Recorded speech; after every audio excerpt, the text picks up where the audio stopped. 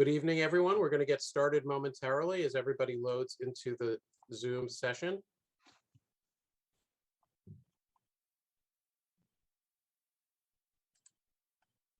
Good evening or good morning, wherever you are, and welcome to this special event hosted by the Korea International Trade Association. My name is Ken Levinson. I am the Executive Director of the Washington International Trade Association, and it's my pleasure to be moderating tonight's event.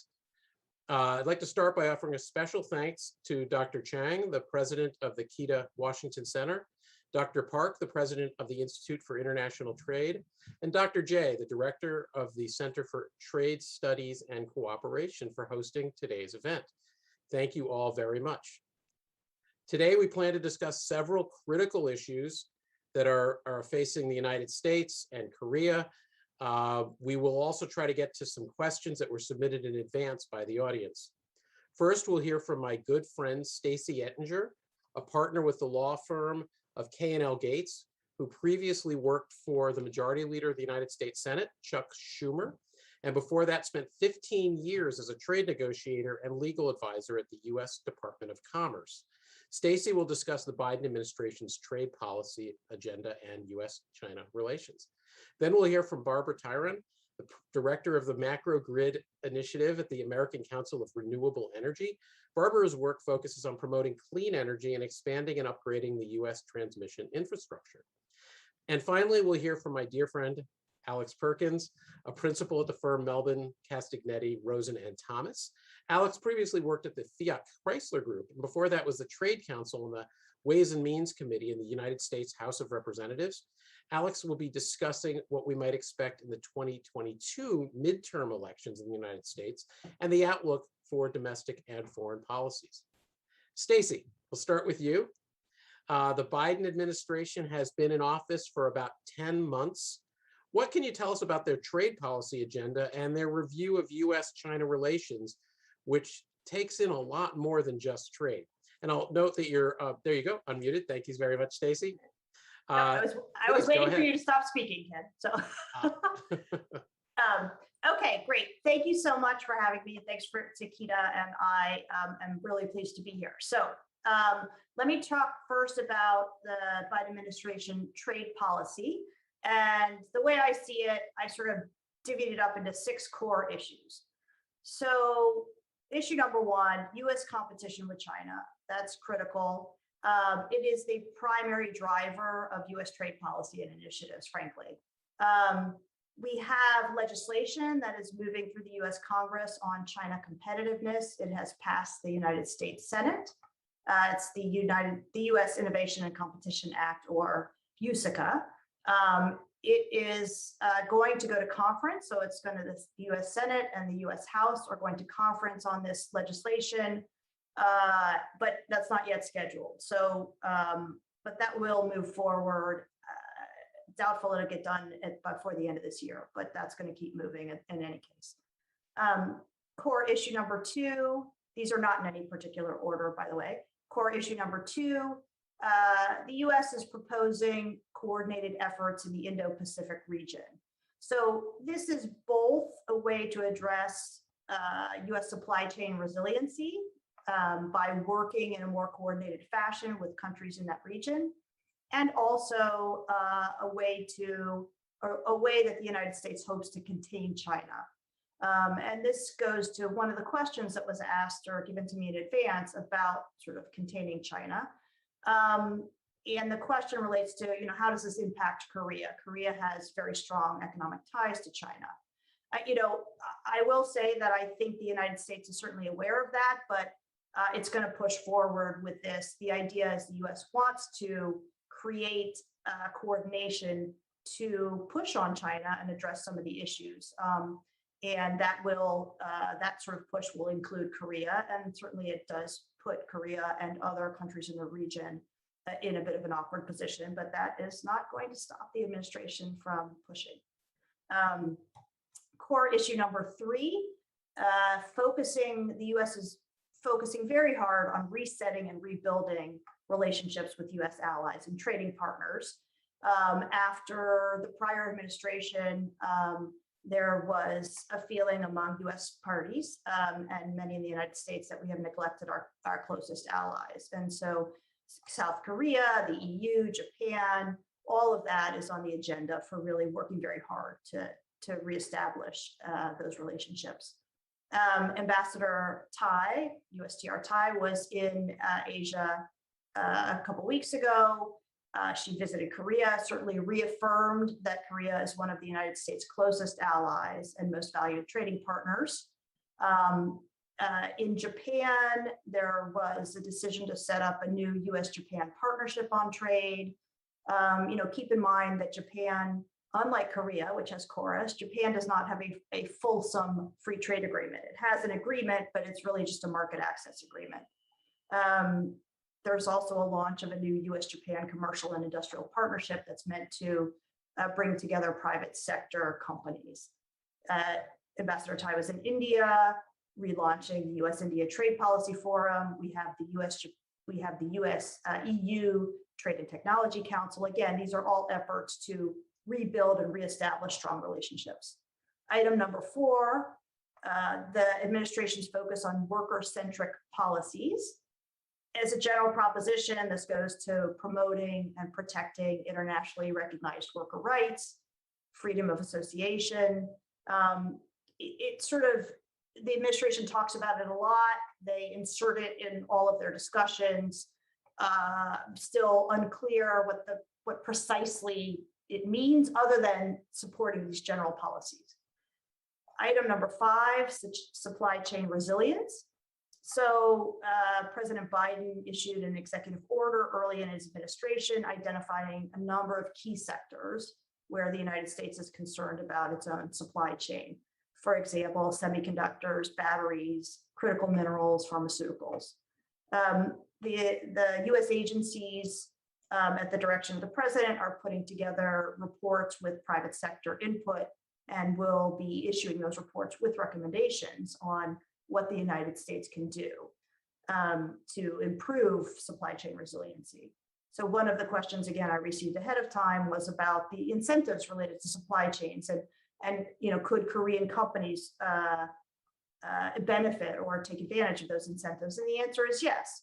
I mean, Korean companies that are operating in the United States or looking to invest in the United States could take advantage of a number of initiatives and incentives. Some of these things are not finished yet, right? I mean, there's money for semiconductor investment, still waiting to pass Congress. Same thing, we have legislation, the Build Back Better Act, which has a lot of incentives for energy, including renewables, infrastructure, and the National Defense Authorization Act. So there are a lot of opportunities. They're all moving forward. And companies, I think Korean companies that are interested would do well to start familiarizing US officials with their interest in any or all of these incentives. That's certainly happening, even though the legislation hasn't passed yet. Last core issue, digital trade. The administration is talking about this in a lot of in context in meetings in Asia, at the WTO. It's not necessarily clear how the US will engage on this, but it's certainly an issue. A question again that I've gotten is, what does worker-centric policy mean in the context of digital trade? It's a really good question. I would say the administration really hasn't said how, but I could think of it as something that could be worker-centric sort of labor standards could be included in any digital trade agreement, even if there isn't a direct correlation. As a practical matter, you could have sort of trade capacity building or facilitating access to technology and trading for small business owners, I suppose, would fall into that category.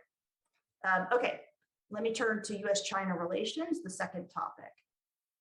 The big meeting between President Biden and President Xi was, I think, was very successful. There were no major outcomes, but it was very productive in the sense that both sides had a 3-hour conversation that was where they were able to highlight issues of concern, lay down markers on sensitive issues, and commit to continuing productive discussions. One of the bigger outcomes, I think, at least in the short term, is it also is a reset in terms of the rhetoric the public-facing relationship. So that is good. I will say that in the long run, that's probably not going to last. I know Alex is going to talk about the upcoming elections, the midterm elections. So I certainly expect as we head into those midterm elections next year that unfortunately there will be a resurgence of ugly rhetoric and China bashing. It's just sort of the nature. It's something that members of Congress on both sides of the aisle seem to agree on. So on the bigger sort of the 30,000 foot level, there's no real shift in the tough, quote unquote, tough on China mindset in the Biden administration. We've been living with that since the Trump administration. That hasn't really changed the mindset, although the rhetoric again has changed. There isn't a comprehensive China trade policy plan, but what we've seen is that the administration is sort of rolling out components of China-related issues for many months now, and that's everything from export controls to stronger CFIUS reviews, and CFIUS is review of foreign investments in the United States for national security concerns. One last pre-question that I got was the Biden administration strategies to address China's Belt and Road Initiative. And the short answer is there isn't anything at the moment.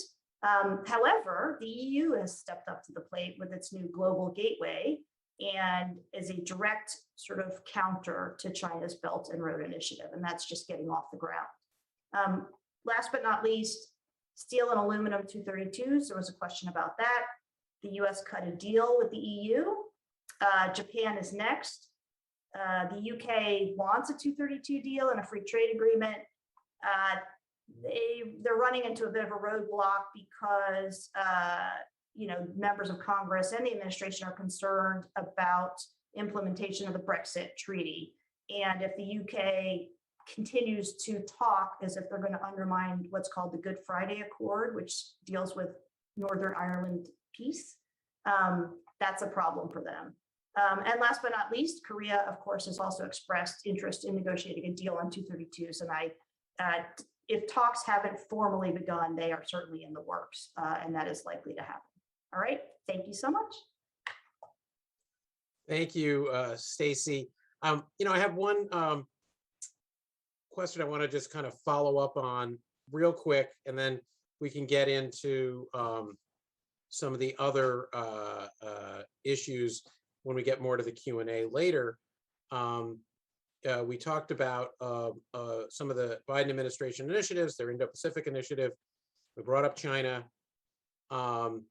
Korea, like China and Taiwan, have expressed an interest potentially in joining CPTPP at some point, and the UK is currently moving along in some discussions as well.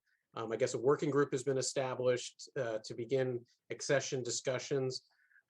Any thoughts on those CPTPP applications and or accession opportunities that countries are pursuing? I think the China one is the one that's caused the most consternation.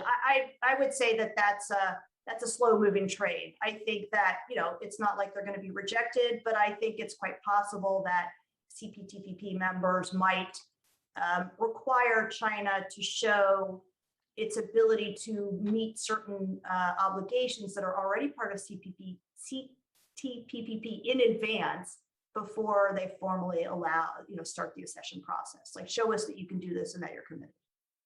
Well, we can talk a little bit more about it later, though. I think Alex unmuted. Did you want to jump in for a second on this one, Alex?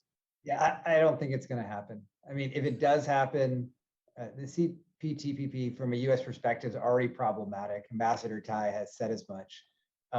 If they were to accept China, I mean, it would just be WTO redux, where China runs roughshod over the rules to its advantage. So if that happens, well, Fox, meet the henhouse.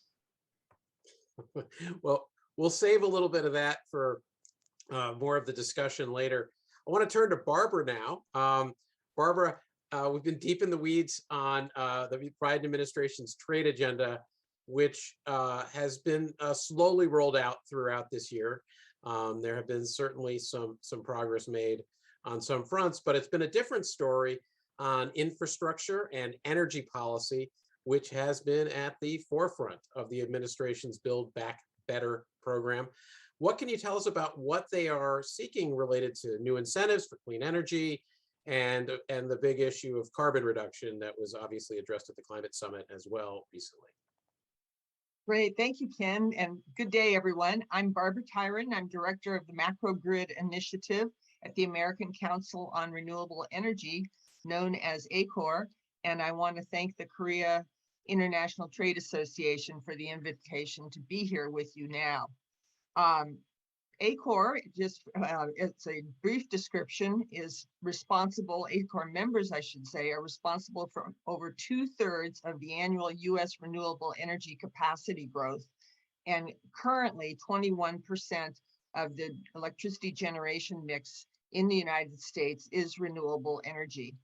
I'm going to be speaking for a few minutes about the Macro Grid Initiative, which is the program I lead at ACOR and was launched in 2020. But first, let's touch on a few of the points that Ken raised, which is there has been a lot happening in the energy and environmental arena in the Washington, D.C. area, both in Congress as well as within the federal agencies. Stacy referenced the Bipartisan Infrastructure Investment and Jobs Act, which was just recently signed. In that, specific to the interests of the Macro Grid Initiative, that language, and I quote a White House press release when I say that, has billions of dollars of investment in upgrades for power infrastructure by building thousands of miles of new resilient transmission lines to facilitate the expansion of renewable and clean energy while lowering costs. So again, energy and environment is right on the front burner of all of the topics here. Similarly, the House has passed the Build Back Better Act, which actually has language in it, including tax credits for energy efficiency and renewable energy resources, loans to help rural communities be able to develop clean energy opportunities, incentives for domestic supply chains, and also, in addition to that, state government assistance. So that bill has, as I said, passed the House. It'll remain to be seen what happens when the Senate addresses it.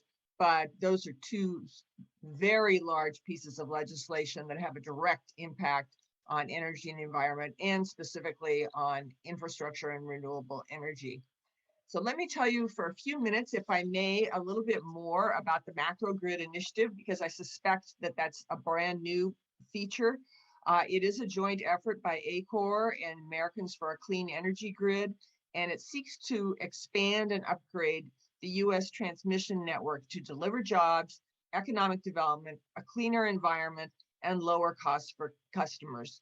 And what are the actual benefits of having an enhanced transmission system? These benefits are universal. This is not just in this country, but everywhere. It allows the optimization of domestic energy resources, because with the fact of interregional transmission planning, you can actually take the load that is generated in remote areas and deliver it to population centers where there's tremendous demand. In addition, transmission planning and interregional planning will enable neighboring electricity to be delivered to where it is needed, which increases resilience and reduces the threat mitigation. We also know that it will improve a large geographic footprint will improve the problems that, improve the problems that can occur with energy supply and demand side issues. So finally, we've all witnessed around the world what has happened in extreme weather conditions. These extreme weather conditions are not expected to go away. They're expected to continue and possibly increase.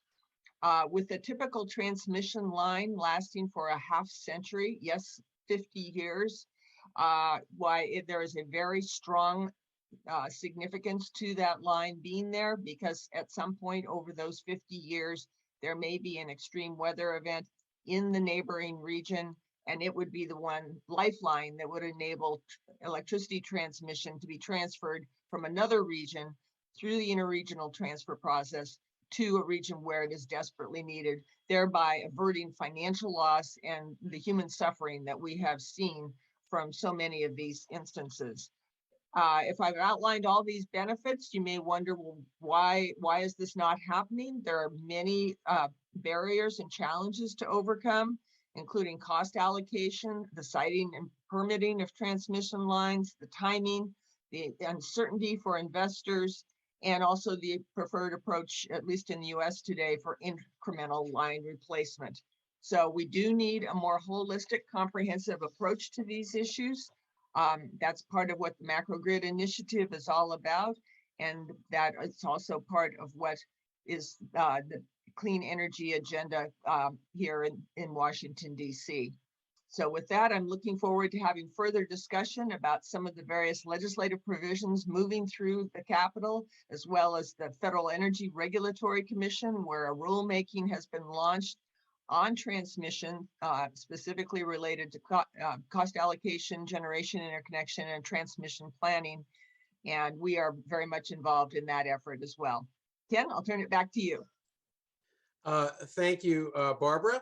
That was a quick overview of a very complicated issue that I think a lot of our viewers probably don't know very much about. So really appreciate your giving us that, and I think we'll hopefully maybe dive in a little bit more about how some of the infrastructure initiatives are working, and might come up in our discussion as well. I want to turn now to Alex. We've heard now a good bit about trade, energy, and the environment. I know from our work together over the years, these are all areas that you are very conversant in, and critical issues for the Biden administration and the Congress. We want to talk about the upcoming midterm elections, how you see that playing out, and what that might mean for the U.S. foreign and domestic policies. You are muted, my friend. My dear friend. There we go. Thank you. Thanks, Ken. And thanks to Keita for inviting me to this event today. It's great to be here. So as Ken said, I'll be talking about the 2022 midterm elections and what to expect. And then I'll be talking about how the prognosis for those elections at this point is going to influence what this administration and the Congress do in the coming year. So in a nutshell, Democrats who currently control the House of Representatives and the Senate are in real trouble. Even in a good year, the midterm elections are tough for the president's party. That's because the midterms tend to be a referendum on how the president is doing. And more often than not, after 2 years, the president's poll numbers are down. So for instance, when Barack Obama was president, Democrats lost 63 House seats and 6 Senate seats in the 2010 midterms. And Republicans lost 40 House seats in the 2016 midterms when Donald Trump was president. Right now, President Biden's job approval rating is dismal. About 40% of Americans approve of his performance, while 60% disapprove. He has the lowest rating of any modern president at this point in his term, except for Donald Trump. And about 2/3 of Americans think the country is on the wrong track. Only 1 in 5 say it is headed in the right direction. Given these numbers, those historical midterm election headwinds are at gale force levels. Unless something changes, Democrats are looking at a rout, especially in the House. The president's unpopularity can be attributed to a number of factors, some within his control, some less so. These include the bungling of the pullout from Afghanistan, the persistent pandemic it's wearing on everyone, increased prices attributable to the supply chain crunch, especially gas and food, months and months of Democratic disarray as they've attempted to enact the president's Build Back Better agenda, immigration. Right now, just 25% of Americans approve of the president's handling of this issue. And finally, the cultural war issues playing out in our local communities, which are energizing conservatives. It's worth noting there are 2 additional factors that could make matters even worse for Democrats in the midterms. First, states are going through the once-a-decade redistricting process based on the most recent US Census results. Republicans control the redistricting process in far more states than Democrats, giving them the ability to draw more election maps that help them and hurt Democrats. Second, there's a real voter enthusiasm gap, which was demonstrated by last month's Republican win in the gubernatorial election in Virginia and their near win in very, very Democratic New Jersey. So given this political situation, to try and turn things around, I expect the White House and Congress next year to focus on their legislative accomplishments to date and getting tough on China. Polls suggest that the Build Back Better plan is very popular with Democrats and independents, who support the plan by respective margins of 83 and 19 percentage points. Even 1/3 of Republican voters say they support Build Back Better. So you can expect the administration to do a victory lap touting Build Back Better, presuming they get it over the finish line, which I think they will. Frankly, as difficult as been, they really have no choice. If they can't get over the finish line, they have nothing that they can do a victory lap about. On that victory lap, they'll also tout aspects of the American Rescue Plan and the Bipartisan Infrastructure Investment and Jobs Act, which Barbara alluded to. You can expect Democrats in Congress to use their committees to highlight how these legislative accomplishments are helping Americans all across the country. You can also expect the administration and Congress to get tough on China. It's a popular position among voters, as Stacey alluded to, and that popularity spans the political spectrum. So for instance, in polls taken in the past year, 80% of Americans said that they had a mostly unfavorable or very unfavorable view of China. Roughly 9 in 10 US adults consider China a competitor or enemy rather than a partner. Half of Americans say that China's policy on human rights is a very serious problem for the US. And despite the Section 301 tariffs impact on prices, 61% of Americans, including 57% of Democrats, support keeping them in place. On top of this, almost half of Americans polled support imposing additional tariffs on China. So given the popularity of these positions, and things always get a little bit more aggressive in an election year, you can expect both Congress and the administration to be focusing on China and getting tough on China. Stacey already talked about USICA, the U.S. Innovation and Competition Act. As she stated, it passed the Senate last spring. It's been stuck in the House. I think mainly that's a result of bandwidth issues as opposed to opposition. So I think it's very likely that the legislation does get enacted into law in the first quarter of 2022. My only concern is if language is out there for too long, election year politics could kill it. Republicans may not want to give Democrats a perceived win on an issue that polls so well. So in addition to this legislation, with regard to China, we can expect administration action on export controls.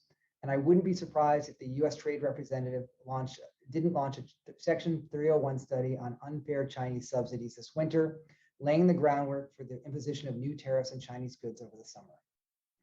You'll also see Hill and administration activity, but not necessarily results on the supply chain crunch and related price hikes inflation. The problem is that there just aren't any easy solutions except for time, which unfortunately for the Democrats, they don't have a lot of.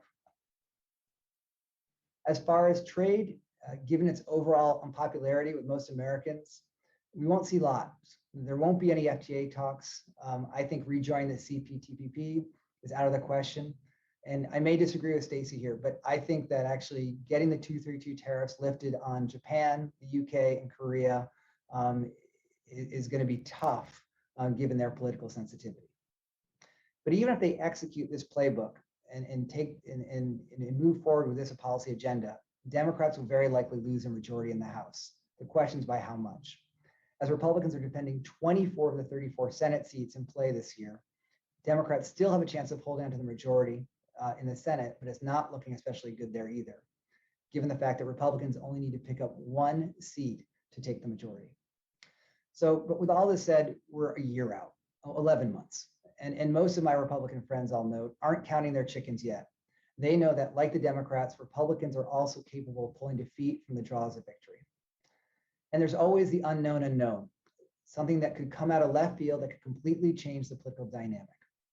Whether it happens, we'll just have to wait and see. Regardless, the next year is going to be pretty interesting. Thanks. Thanks, Alex. I think there's a lot to dig into in what you said. You know, one thing, maybe you can help our audience, which maybe are not as well versed in American policy initiatives. I know, as somebody who's pretty close to a lot of this, when I keep hearing about Build Back Better, I think of the physical infrastructure bill. But that's a different bill. That's been passed and signed into law, and presumably money's going to start going out soon. But Build Back Better is about more than physical infrastructure. It's about human infrastructure. Can you just elaborate a little bit about what that is, and just so our audience maybe understands, because that's the one that's pending right now. Right. And it also includes, and Barbara, we can get into some of the environmental issues that are also part of that, because there's a lot in there that's different from the physical infrastructure bill that was passed last month. So Alex, do you mind just jumping in a little bit on some of the things that are in there, just the big broad categories, so folks understand what that is. And Barbara, I was going to say we should tag team this one. But you're absolutely right. It's both human infrastructure, but there are some infrastructure elements in there, particularly in the green manufacturing space. So, but as far as human infrastructure, there's funding for everything from reducing costs of prescription drugs to making housing more affordable, to expanding some of our seniors' health program to cover hearing aids. Some real fundamental things that frankly poll extremely well. And I think that in addition, presuming they do pass it, and I think they do, despite the constant challenges they've been facing, in addition to sort of touting the legislation generally, they're going to point to each of these issues and identify the constituencies that care about them, because these are issues that are A, significant, and B, really resonate with voters. Yeah, Barbara, do you mind elaborating a little bit more about what is in this Build Back Better, and as well as the infrastructure bill that passed, and how you think that can help address some of the issues that you raised earlier, and other environmental energy policies that are embedded here? Sure, thanks, Ken. So basically, as we've talked about, the Build Back Better has a lot in it. Some people refer to it as the social bill, as in some of the social and some of the references that Alex made to the fact that there's a lot in there that relate to society. But there's also a lot that relates to the energy and environment agenda. There are tax provisions for renewable energy that are going to expire on December 31st of this year. And so that is seen by many in the environmental community as a potential driver for this legislation passing by the end of the year. That may or may not happen, but that's certainly very germane to many people's hearts. There's also loans for rural communities, as I mentioned, with clean energy opportunities and broadband access. There are incentives to grow domestic supply chains. There's state government assistance to help support some of the energy transformation that is underway in this country, so that the states aren't bearing the burden of that, and that they are assisted through that. In the infrastructure bill that just passed, there was language supporting electric vehicles and the infrastructure, the charging stations that are connected with electric vehicles, but there's still more to come around that in the Build Back Better. Alex knows this, but I might highlight there is a difference between the House and the Senate. And so the fact that the House passed it, besides just the actual numbers of Democrats and Republicans, is different than the Senate. There's three specific reasons there. Number one is the committees of jurisdiction in the House and in the Senate are different. So that has led to some confusion around that. There's also something called the Byrd Rule, which tests how germane language is. And so that's a new twist on the Senate side that needs to be navigated. And finally, the Senate is not necessarily going to go along with the specific legislative provisions that the House did. So there will be changes there, which may or may not comport with what the House wants out of this bill in the end run. So with that, Alex, I might turn it back to you and see if you have further thoughts on the whole legislative process here. No, I think you're absolutely right. And it was good to highlight those points. The only thing I'd add, and I didn't mention this, is like I actually did, the 50-50 tie in the Senate right now.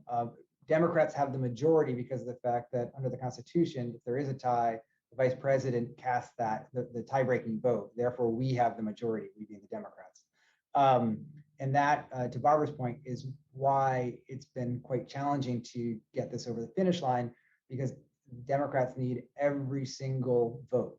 And a few folks in particular, Kyrsten Sinema of Arizona and Joe Manchin of West Virginia, who are more conservative Democrats, have been unwilling to go along. And so that's led to quite a bit of negotiation. But as I said, I think we get there. I think both of them want to be on the winning side. a variety of reasons, they're taking their pound of flesh. Well, it's certainly creating a lot of news and buzz in Washington in recent months. Stacey, you work for the majority leader of the United States Senate. You've been in the room for some of these negotiations over the years.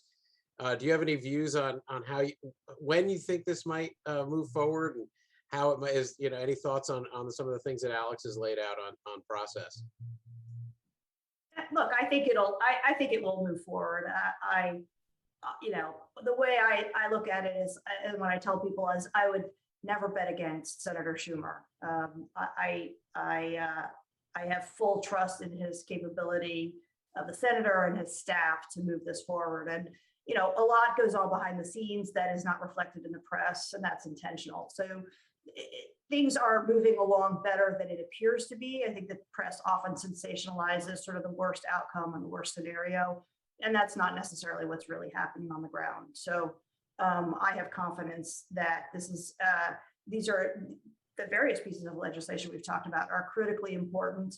I think that they are important, frankly, on both sides of the aisle, and there is just a lot of politicking, and there's a lot that's happening that's not necessarily related to the substance of the legislations. It's really about the politics. So I think that all has to come together at some point, and I think and I'm confident that these big pieces of legislation actually will move forward.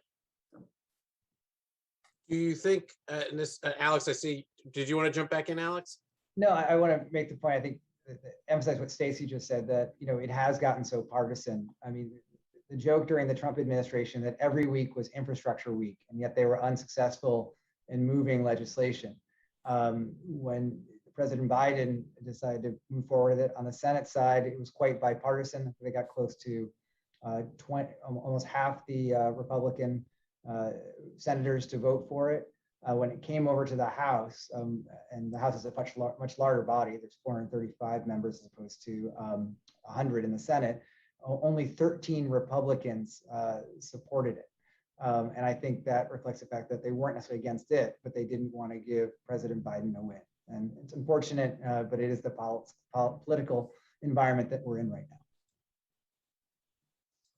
now. And do you subscribe to the idea that this is, do you think these, I guess, a state, for any of you, I guess, when do you think we'll see this legislation move? Do you think this is a pre-Christmas present or a Christmas present for the American people, or is it something that we're going to see slip into next year?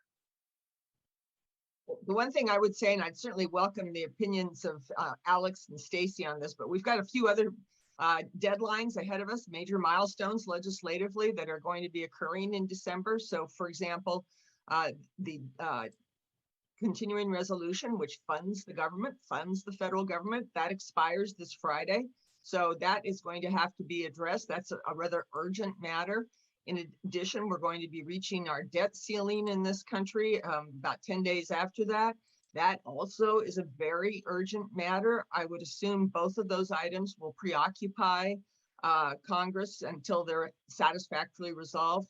And then, of course, we're approaching the holidays or already in the holidays for some. And so that's, of course, an ongoing distraction. So there's a lot happening. It's going to be a very interesting December. And with that, Alex and Stacey, I'll turn it over to you for predictions. Usually we end these sessions with predictions, but we're jumping right in here. And then we're going to go back and talk about some of the international trade and some of the other topics that I know our audience is very interested in. Look, I mean, it depends on what Joe Manchin wants to do. If he wants to get this done by Christmas, it gets done by Christmas. If he doesn't, it's going to fall over into January, unfortunately. But Barbara's absolutely right. There's a lot going on, and Republicans are making it quite complicated purposely to provide less time and bandwidth for Chuck Schumer and others to do the negotiating around the Build Back Better agenda to get it done. So we'll just have to see. And Barbara, I'm not sure if you heard, but we are now on track with the CR, the continuing resolution, which funds the government, it looks like we are not going to, they don't have a time agreement yet, and they're still debating about some other issues on the Republican side, which means that we actually may have a government shutdown over the weekend. Okay, well, I'm going to pivot away from that. Hopefully, we won't see that. But Alex, it is something that's I'm going to use. I want to bring up the former president. You were talking about redistricting and the politics of 2022 and the difficulty for the Democrats. How do you see Mr. Trump being in his name being used in that election? How will Republicans be using it? How will Democrats be using it?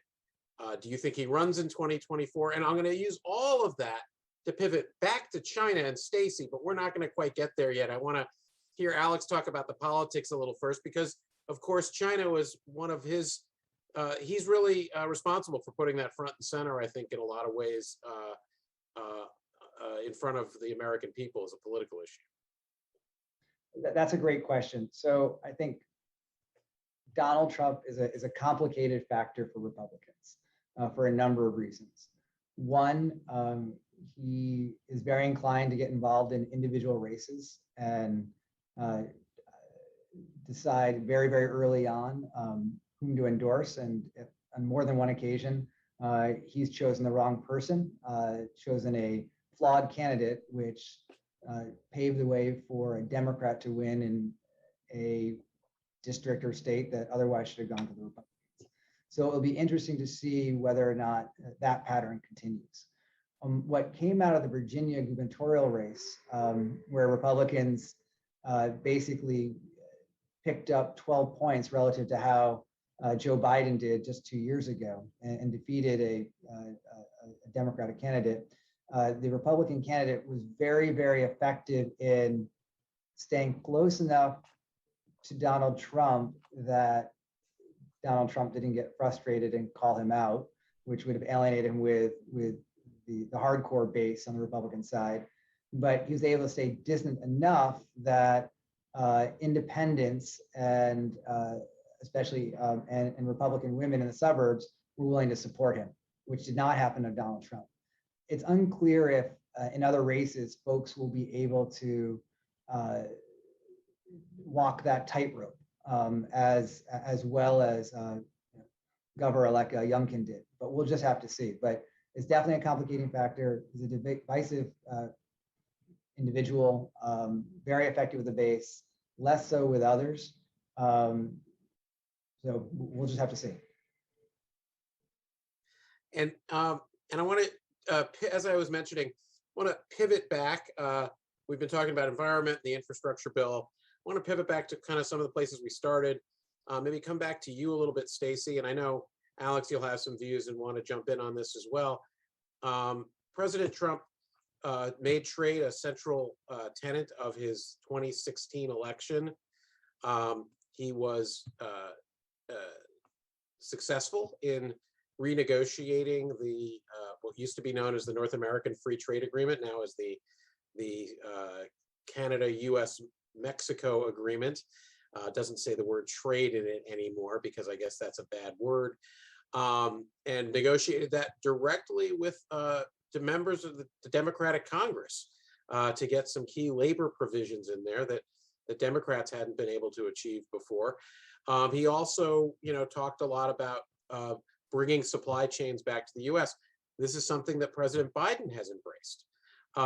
Do you see some of these, some people call it reverse globalization, nearshoring, deglobalization. Do you see this as a long-term strategic direction for the United States, or is it a short-term tactic really to address supply chain issues that arose during COVID? The short answer to that is I hope not. It's very economically You hope inefficient. not, which one? That I hope that we're not continuing or continue this sort of inward turn. It's not who I think the United States is as a nation, and it's certainly not. It doesn't make the most economic sense. That said, I do think that there is validity when it comes to certain sectors, that there should be some, that supply chain resiliency is important. However, that doesn't mean that everything needs to be made in the United States. And in fact, what you have is the administration, again, as part of its resetting relationships with trading partners, part of the goal is to create not just supply chain resiliency that is everything is onshore in the United States, within the United States borders, but rather it could be in Europe, for example. There are discussions that the White House is having where they don't want to be in competition with the EU on resiliency related to, say, semiconductors, right? So they shouldn't be in a war of incentives with an ally where the US and the EU get played off each other to see who's going to provide the most incentives on like a new semiconductor facility. That there should be some coordination so that we're not competing with each other, because we can rely on each other when it comes to something like semiconductors. So I think the United States is thinking about it a little bit more broadly, that it's not everything has to be onshored into the United States, but rather it can be a much larger community of trading partners and allies that could fulfill the concerns about supply chain resiliency. Alex, did you want to jump in? I'm a little less optimistic. I think generally, I think things have shifted.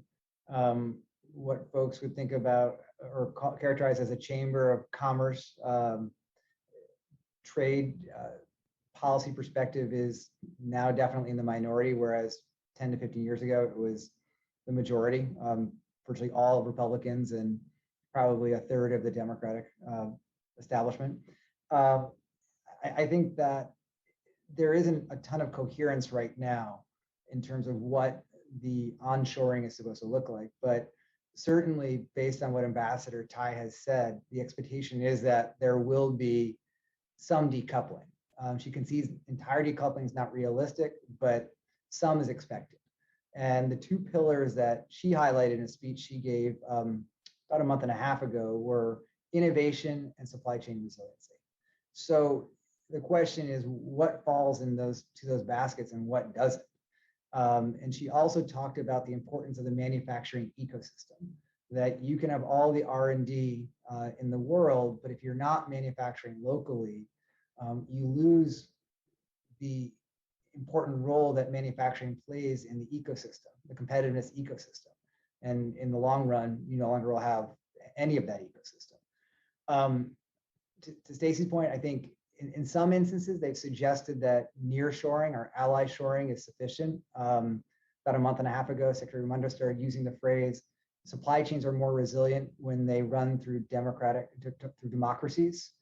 At the same time, if you look at their actions, it's been much more localization driven. And I'd point to, for instance, the automotive tax credits for EVs included in Build Back Better.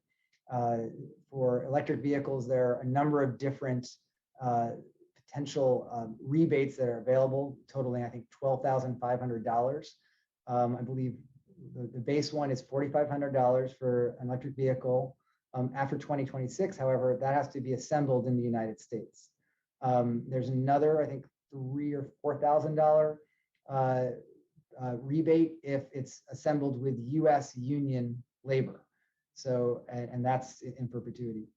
There are a few others, but the point is that they did not include, for instance, Canada and Mexico, two close trading partners. If you look at historically, the supply chains in these three countries have been integrated in automotive for years and years and years. There are real consequences for Canada and Mexico associated with those incentives and where it's going to potentially drive investment, which is not in Canada or Mexico. And everyone recognizes that EVs are, where everything is going, and that without those incentives, it's going to be hard to compete. So I think they're still working it out, and I think thinking about where they want to go. And I think autos in particular is especially political, given the importance of the United Auto Workers to this administration. But I think we need to look and see if we can find a pattern as they start to roll out some of their other policies around chip investment, for instance, semiconductor chips, prescription drugs, and medical devices, but to see whether we got some coherence. But right now, I'm pretty concerned. And Barbara, if I can turn to you, we're going to swing back to China again because it's a topic that we could talk about for this entire session. But Alex talked a lot about electric vehicles just now.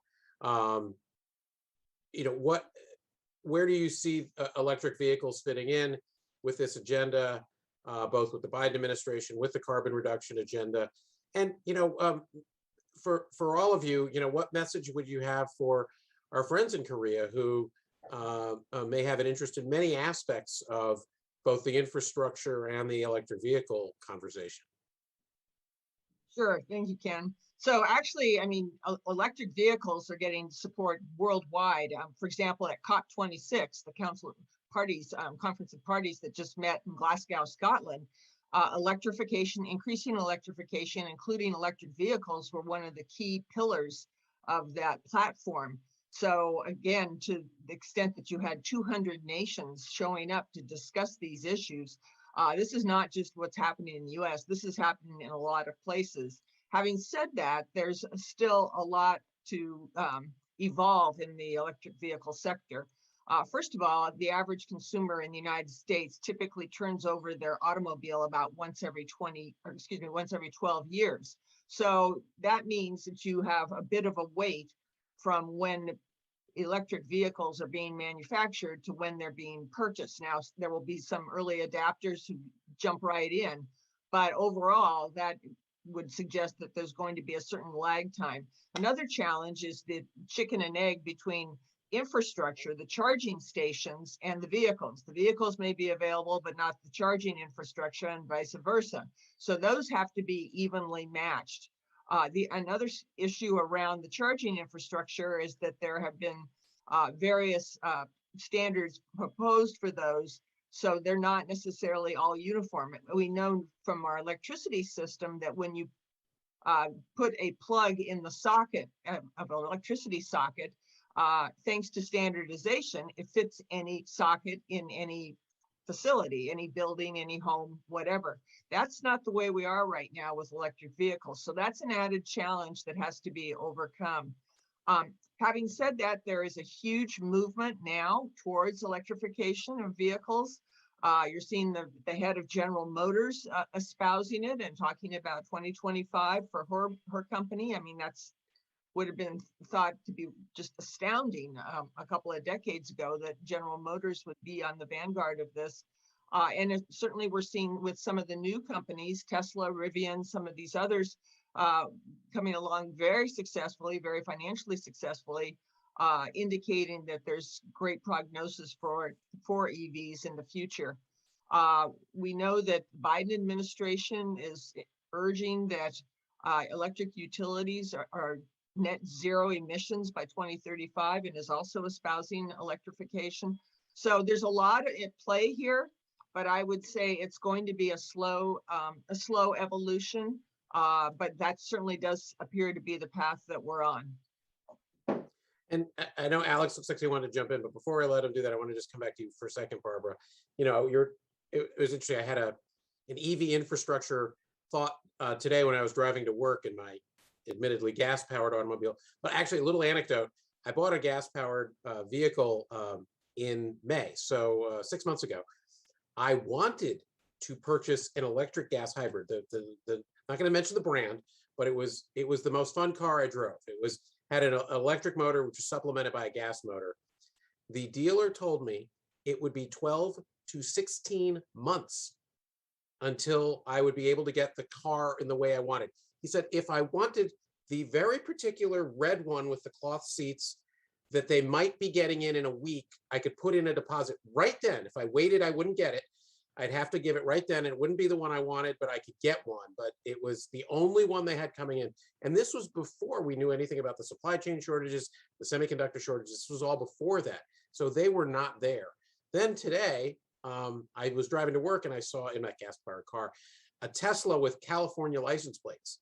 And I thought and I'm in Washington, D.C., so I thought, did he drive that Tesla from California to Washington, or did they just have it shipped?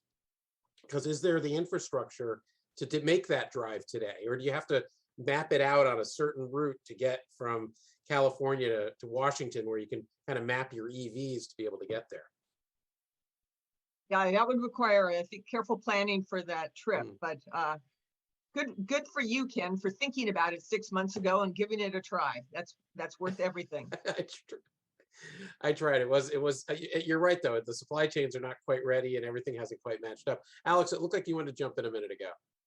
No, I actually just forgot to mute. But I was going to say, so you were saying this was last spring that I mean, even then, the 6 months ago, was already in effect. But and I think the chip shortage was like, a wake-up call for this administration. I mean, they were dealing with it on day one.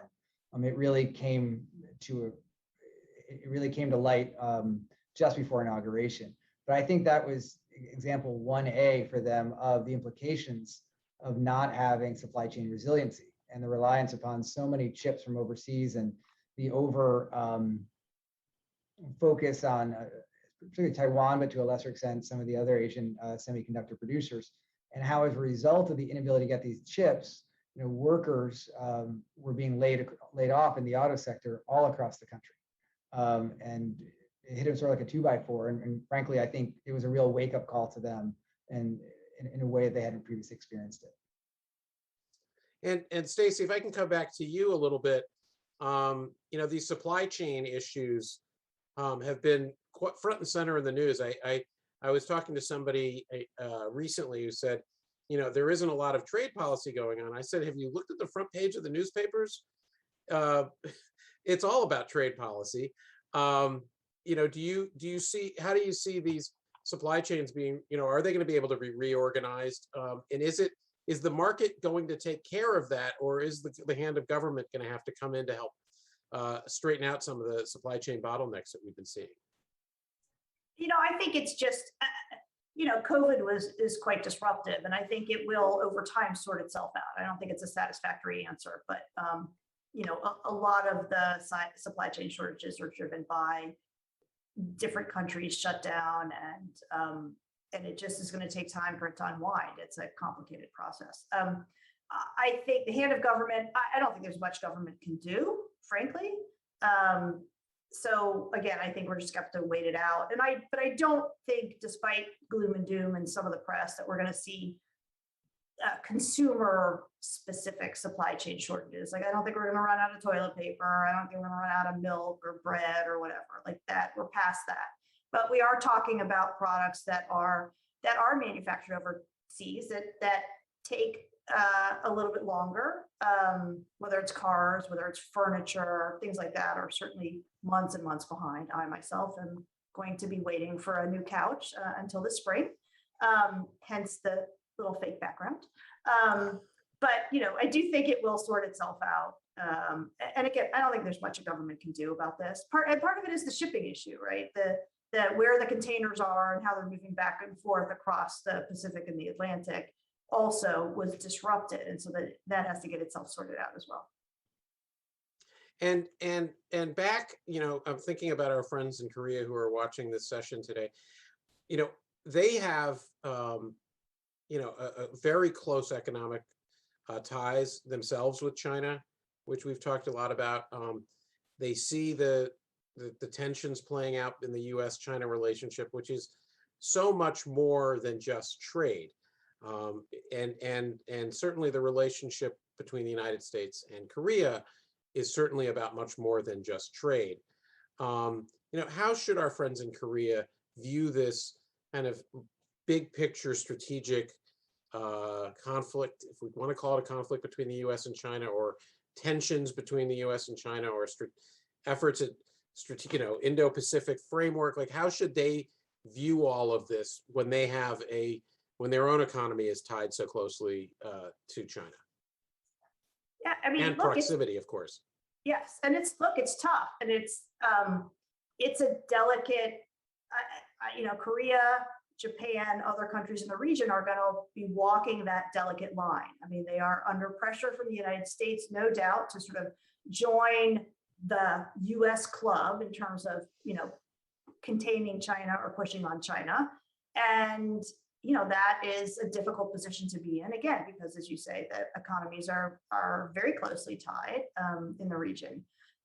There's no good answer to that. It's a lot of creative, a lot of delicate dancing around the issue and trying to sort of keep both sides happy. And it's a difficult dance, but it's definitely, I don't see any other way around that. They're just going to have to try and find that balance and kind of try to walk that thin line in the middle between, the United States and between China.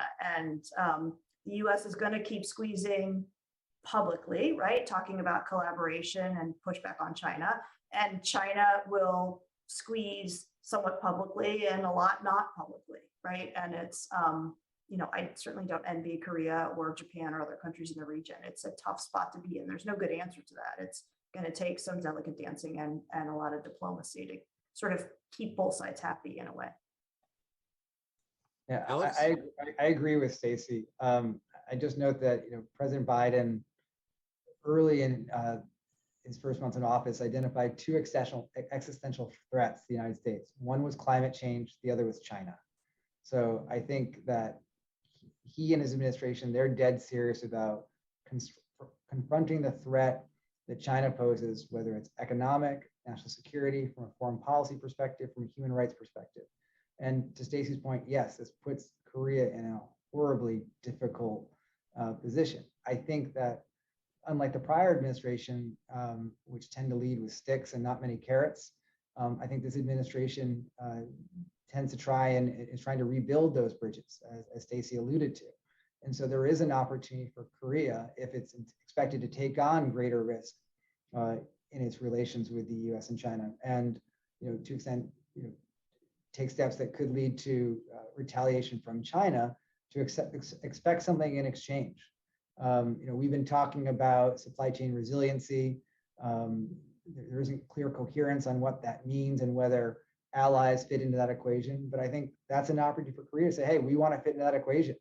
If you're going to be cutting us off or putting us at risk in one of our major markets, we need some assurances that we are a partner as you stand up your semiconductor capacity, as you look at your EV electric vehicle supply chains. There are a whole, if you look at green manufacturing, we need to be a part of that solution. And obviously there's economic benefit for Korea from taking on from that. But that is something that could be traded away in exchange for the risk that we'd be taking on vis-a-vis China. And you raise a really interesting issue, Alex. Korea is an important strategic ally of the United States with deep and close defense ties, just the same way as Europe has the similar, strategic relationship with deep defense ties. The U.S. recently ended its dispute over Section 232 tariffs on steel and aluminum with the EU. How should Koreans view that? And Stacey, I think maybe I can come to you with this one as well.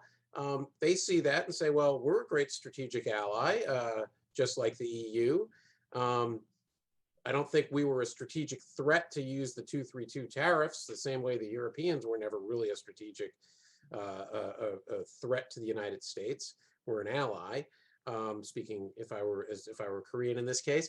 But so how should they view these tariffs and do what is it? I don't know if it's a question of leverage. Is it a question of the club of the allies and democracies that work together? What would be your overture if you were them to the United States right now? Well, I mean, and recall that Korea was the first country that, when the 232s were imposed, that in essence cut a deal with the Trump administration, and so they were exempted, but the deal that they took was a reduced quota in terms of volume of imports. So I think the United States is willing and will be discussing with Korea readjusting the deal on the 232, right? It should be at a minimum, certainly they shouldn't be worse off than the EU, which just came to the table to negotiate this. And I do think that will happen. I think it's a timing issue. I do think the US is very actively engaged with Japan at the moment. And it's just a bandwidth issue. I mean, USTR is doing these negotiations along with Commerce, and they're just overwhelmed by the amount of work they're doing. So again, I think because the UK, which might have been teed up next, is now a little bit in the hot seat.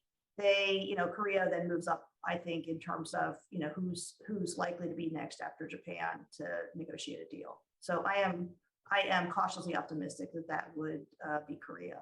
So I think that I'm sure there's some people who are listening today who would be happy to hear that. Want to go back, talk about a little bit more about this Indo-Pacific framework.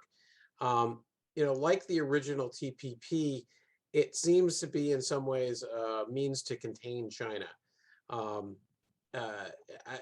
editorial comment here, it seems like the Biden administration keeps several of its arrows in its quiver, or hands tied behind the back, or whatever you want to call, whatever US metaphor you want to use, as far as not pursuing a TPP with those countries. That was the original goal of it, was to create a club of like-minded countries working together on trade that weren't China.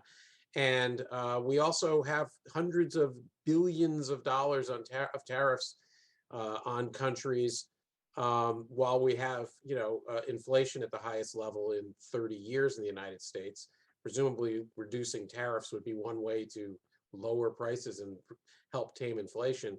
Do you see any effort by the United States to take some of these initiatives and accelerate them in a way that would help advance their strategic goals? Or are they really being hindered? Maybe, Alex, I'll jump to you. Is politics just keeping them from being able to do what they know they should be doing? Yeah, I mean, I just don't see it. If you look at the Democratic base, which is the unions, it's trade skeptical. If you look at the folks that they're trying to make inroads with, particularly older white men with less than college education who are also trade skeptical, there's no real benefit to them doing anything on trade that is going to jeopardize that. And so I'm very skeptical that anything's going to come out of the Indo-Pacific framework. I mean, even the way it was rolled out had me scratching my head. I mean, correct me if I'm wrong, but Secretary Raimondo does not lead on trade policy. Ambassador Tai, the US trade representative, does. So it was odd that the secretary did so. I mean, her staff had to walk some of it back. And frankly, while she announced it, they're not really going to talk further until sometime next year, when the midterms are really kicking into high gear. And there's going to be more scrutiny among the base. And as I alluded to earlier, we really need to get the base energized on the Democratic side. There is a real enthusiasm gap in favor of Republicans. I think the last thing you want to do if you're trying to generate enthusiasm is to push policies that that base is quite hostile to. I think that it's not getting a lot of press, like outside of the bubble we live in Washington, sort of the Indo-Pacific framework. It doesn't have any parameters. I don't see, it's not the same thing as what TPP was or CPTPP. It's a much looser construct. I also think that the first mention of it, I thought it came out of the NSC, actually. But I thought that I thought it came out of the White House. There was a discussion from some of the higher ups there that sort of raised this issue. Raimondo was much more public about it. It was probably like the NEC discussion was, maybe a little bit more inside Washington, but it was in the Washington sort of trade press, but maybe not announced nationally. I think it's a looser kind of construct. I don't really think it gets that much attention because it has no framework, despite being called a framework. I think that the issue for the Biden folks is, people are concerned about the China tariffs, right? That's the third rail that no one's going to touch. And the administration does not want to touch that. They're sort of doing the bare minimum and continuing to push that off by sort of re-examining things that had exemptions at the end of the Trump administration, just sort of limiting it to that pool. That would really provide, I think, help for U.S. consumers and U.S. industries that need those input products. That's likely to be a slow walk. So I do think the 232s will come off for close trading partners. That's the priority. There is talk about, it's a longer term play though. I do think the administration wants to get rid of the China tariffs, the 301 tariffs. I think what they're going to do is swap it out for another investigation of China that's much narrower, right? That's going to focus on China subsidy issues. Alex, I think you raised this issue. And that is sort of the chatter. I think that will happen. They could even launch that sort of next year. They're not going to take out the China tariffs, but they could do this new 301 investigation on China subsidies, make it more narrow, tailor the remedy or sort of the, if it's tariffs or something else, and then swap it out and get rid of the China 301 tariffs that we've inherited from the Trump administration, because I think those are damaging to consumers and to U.S. companies. Hey, can I just edit my comments? The only area that I thought there might be opportunity, and to Stacey's point, it's not going to be an FDA. The framework's light. It's not going to go through Congress. It's not going to change U.S. law. But Secretary Raimondo did allude to the idea of coordinated efforts around export controls, which are very much supported by U.S. manufacturing.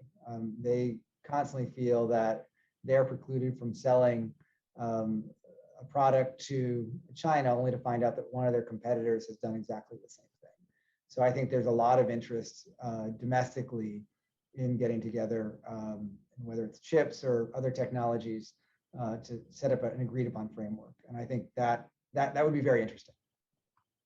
Yeah, and I agree. And we see that in one of the working groups for the US-EU TTC is obviously on export controls. And, to that end, there's a request for public comments that was just put out by Commerce, BIS, on export controls that's meant to feed into the US-EU working group on export controls about that, specifically about those issues, including coordination with trusted partners as well.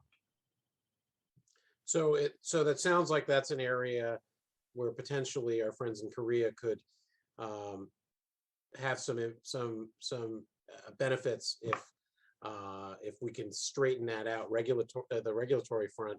It sounds like you're not seeing any trade agreement coming out of the economic framework, but maybe some rules and regulations on supply chains. Is that what we might be seeing?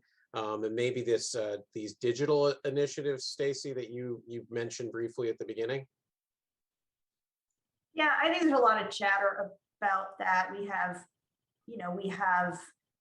DEPA, I guess, which is, led by sort of Singapore and Southeast Asian countries. And we have a Japan digital agreement. There's discussions that really haven't gone very far in the WTO. I think, there's a desire to kind of figure out what digital trade is all about and kind of provide a framework. But, I think we have to start by establishing what the parameters are, right? It's really hard to know what we're talking about, right? It could be incredibly broad, and that's just a hard way to start a discussion. I think we need to pick off some things that we can talk about in the digital trade space and drill down on those first, because it's, no one really knows what we mean when we're talking. You've just got some sort of general principles is about all we've got at this point. It's really hard to put rules on something that seems to be constantly morphing into something else. And let me ask you both have focused, and Barbara, we could bring you in on this too. And Alex, you talked about the fact that the Republicans, the opposition party in the U.S. government right now, has no interest in President Biden being successful in anything he does, and trying to put as many roadblocks in the way. Is the fact that there's so many positions unfilled in the administration 10 months in, is that something that is having a negative impact on their ability to negotiate some of these things or work through all those issues that Stacey was raising in the Commerce Department with all the different measures and things that they're trying to address there? Is that simply one of the simple problems, complicated but simple problems that the government is facing right now? Well, I'm certainly not Alex? seeing it in the energy and environment arena. I mean, FERC has its full set of 5 commissioners, which frankly doesn't always happen. So that's been a good development there. The Department of Energy is coming along and has some excellent leadership, and also they're filling the slots at EPA. So in the energy environment arena in which I operate, why everything's actually working very well right now. Lucky you, Barbara. Yeah, and for our viewers, every president gets to nominate a considerable number of political appointees. Many of those have to go through Senate confirmation. In the past few presidencies, and a senator has the prerogative to block a nominee, and if that senator does so, it doesn't stop the nominee, but it does mean that to move their confirmation through the Senate, a considerable amount of time, several days on the Senate floor, must be consumed. So typically what happens is the majority and minority get together and negotiate packages of nominees who are moved all at once. Each side will say that the other was worse than they were, but at this point, the Republicans have blocked a tremendous number of DoD, State Department, Department of Defense, Department of State, or slow walked U.S. Trade Representative and Department of Commerce nominees in many in positions that would be talking about the very issues that we're talking about. And if you don't have those political leaders in office, there's just fewer deciders who can drive policy. Career staff who step in the interim don't have the authority to do that. And inevitably that slows down the development of policy, the clearing of policy, and the execution of policy. And I mean, I was just looking today. It looks like for example, they have not approved the U.S. Executive Director of the Asian Development Bank. They haven't approved the U.S. Executive Director for the World Bank, the Executive Director for the Inter-American Development Bank. So all these things that have to do with the U.S. overseas work have not been filled. Many UN positions, the Civilian Aviation Organization, they haven't filled their spots. So it seems like there's a ton of the things that have to do with our international agenda that have not been filled at this point, or have not been able to be approved yet, which certainly can't help the Biden administration with its international agenda. Is there areas, Barbara, that you can see, speaking to as we kind of start nearing the last part of our session, for our Korean industry to work with the United States? It certainly looks like the energy and environmental agenda, at some point, we're going to see something, I mean, besides what's already in the infrastructure bill, in Build Back Better, what's the takeaway for our friends in Korea about places that they can interject and have an impact and take advantage of these opportunities that are being created? Well, good question. So Korea is actually in a very fortunate position. They're very, very well respected globally for their nuclear engineering operations and seen as a leader in nuclear energy. So as we all know, that's zero emissions right there. Also, I know that Korea now is having a considerable renewal of interest around renewable energy. And so that's, of course, another zero emission resource that's available. So Korea is actually in a very good position with a lot of potential to move into this clean energy transformation. And then, of course, I would be remiss if I didn't bring up the role of transmission in this, because I'll give an example of what it means in the United States, which is in the United States, in the 15 states between the Rocky Mountains and the Mississippi River, we have 88% of our wind potential and 56% of our solar potential. But even by 2050, there will only be 30% of the demand that it will exist in that part of the country for those resources. Therefore, those resources in the United States, through a strong enhanced network of transmission, could then be taken to the load centers on the East and West Coast where they could be used.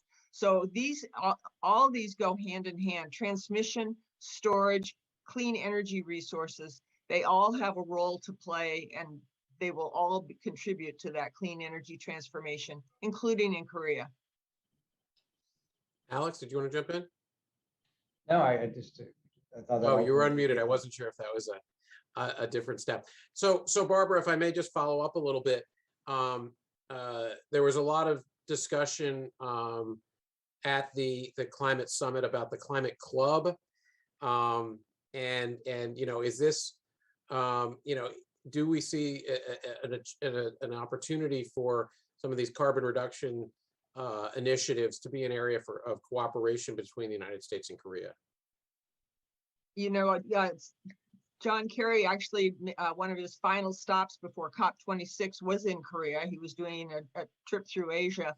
So clearly, that is a very important relationship. Obviously, if former Secretary Kerry thinks so, I think that's probably a pretty good indication. And there's some skepticism about what's coming out of COP26. Perhaps it didn't achieve all the expectations of everyone who was there. But I think there was progress made and a lot of momentum gained. And so I think that includes the relationship between, and very important relationship, I might say, between Korea and the United States. And if I may, Stacy, bring it back, circle back to China. Obviously, as I guess it's the second largest economy in the world right now, and certainly one of the, if not the largest, one of the largest carbon emitters in the world. There's obviously a huge China nexus in the climate discussion. We talked about the existential threats that were identified, which was climate and China, and they go together too. So, how do you square this circle where you have these tariffs and the tensions over trade with China that are lingering, and then you have the environmental goals and the need to cooperate with China and find a way to work with them? One of the first things that the Trump administration did had to do with solar panels from China. Barbara was just talking about the need for solar panels and filling the needs there. I mean, how do all these pieces fit together? And again, let's interject Korea in here where we can, and how they may be able to be a facilitator or take advantage of some opportunities in this space. There's a couple things focusing on solar for a second. I mean, the issue for the United States is there are no solar cell manufacturers in the United States. It's quite expensive. We had a small nascent industry. It doesn't exist anymore. And, that's a problem. And right now in China and Korea are major producers of solar cells. The United States is going to have to address that issue. I mean, solar, we could spend a whole program just on solar and everything that's going on. But on the issue of China and climate change, I mean, I think I'm looking ahead to see where the EU goes with, it's sort of border tax related to, I call it's the battle between sort of clean versus dirty steel is kind of what it's focused on, right? Even though I'm not sure it's referred to that way. And they are moving forward with that sort of border measures to address this issue because sort of the underlying policy is that EU companies are at a disadvantage because there are stricter regulations when it comes to sort of emissions and carbon, and they don't want EU companies to move to other countries that don't have as high regulatory standards. So the way they're going to address this is through CBAM, right? And that could come into play in 2023. Now, the US has sort of talked about having its own border measures related to this issue. It's not going to go anywhere anytime soon. It's not fully fleshed out. I think the US will end up waiting to see how the EU handles it and maybe sort of learn some lessons on how that's going to go. but I do see that that's moving forward. I mean, the EU is definitely determined to move that forward, and they're, all these things are interconnected, but sort of part of the US discussions on 232s and getting rid of them, of course, the EU deal itself has a requirement that, within the next 2 years, there needs to be some resolution when it comes to the issues of global overcapacity for steel. But underlying all of that, it's not just the global overcapacity, it is the clean versus dirty steel issue and sort of the regulatory regime of clean versus the lack of a regulatory regime versus dirty steel. And as other countries sort of move into the discussions on 232, that's going to be a big component. And again, this all comes full circle. It comes back to sort of then this coordinated effort, which is meant to address problems that are raised by China's actions and policies, right? And this is another one of them. So I think we're going to see how the EU border measures play out. They're well down the road of having thought this through and how they're going to address it. And again, the US is sort of doing its part in the context of the 232 deals under the auspices of global overcapacity, which in and of itself is an issue. But it's also, I think it boils down to the clean versus dirty steel and how countries that ascribe to and have sort of a regulatory regime that promotes clean steel come up against the reality of then dealing and competing with a regulatory regime that does not have that and therefore is cheaper to produce, among other reasons that steel is cheaper to produce in China. So, Stacey, you've opened a Pandora's box. And we're in the last 3 minutes of our session, so we don't have time to dig into everything. But, is there an opportunity for Korea and the United States to work together in the WTO context on some of these issues and maybe addressing some of the issues of good and bad subsidies? Good subsidies being ones for things like electrical vehicles or maybe solar panels, whereas maybe state subsidies for dirty steel producing countries, and addressing some of the state-owned enterprise issues and issues of non-market economy issues that we face with China. Is that an area where potentially the United States and Korea could work together? Korea, of course, had a candidate to be the Director General of WTO, so they're very active at the WTO. Is that an area of potential cooperation where they could earn there could be some benefits that could accrue in other ways in the U.S.-Korea relationship from working together at the WTO? Sure.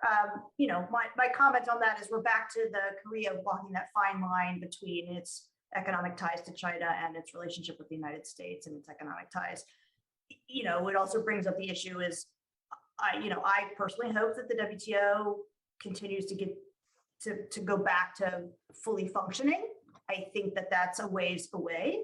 And this is where we then circle back to this sort of Indo-Pacific sort of framework, which is a subset of, the sort of larger WTO membership, which is cumbersome and could take longer. So it's possible that some sort of subset under the auspices of whatever this Indo-Pacific framework thing is could lead the way on that. But again, you still then have that tension of countries from that region that have these very strong economic ties to China walking that fine line. So, I think Korea is definitely in the mix and is a key player, but again, they have the same concerns, I think, that other countries in the region do vis-a-vis their ties to China. And I don't envy Korea or other countries to try and navigate that. It's tough. So, but I think it does give them leverage, Ken, as you talked about earlier, that if they're going to sort of be part of that US sort of collaboration, then,